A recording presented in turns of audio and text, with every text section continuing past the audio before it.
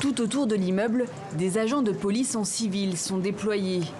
Pas question pour les autorités de laisser Junior Garcia défiler, même seul. Il s'en remet donc aux réseaux sociaux. Le dramaturge cubain est l'un des principaux organisateurs de la manifestation prévue ce lundi à La Havane et dans 6 provinces. Ils m'ont dit que j'irai en prison.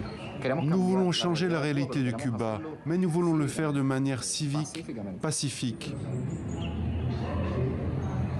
Même si ça devient chaque jour plus difficile. Comme lui, des dissidents et des journalistes indépendants racontent être bloqués chez eux depuis plusieurs jours, accusés par les autorités d'être entraînés et payés par les États-Unis. De quoi contrarier cet appel à défiler pour le changement et la libération des plus de 600 manifestants arrêtés en juillet. Des peines allant jusqu'à 30 ans de prison ont été requises contre eux, de quoi dissuader ceux qui voudraient les imiter. Viva la democracia! Viva la libertad! Ces 2 adversaires du régime cubain sont arrêtés après une dispute avec des partisans du gouvernement.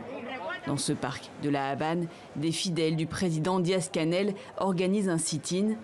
Eux célèbrent le retour des enfants à l'école et celui des touristes après des mois de fermeture de l'île.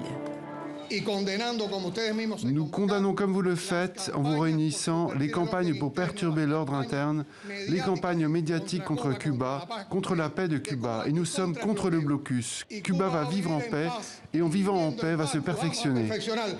Cuba, qui connaît sa pire crise économique depuis 30 ans, les pénuries de nourriture et de médicaments alimentent une grogne sociale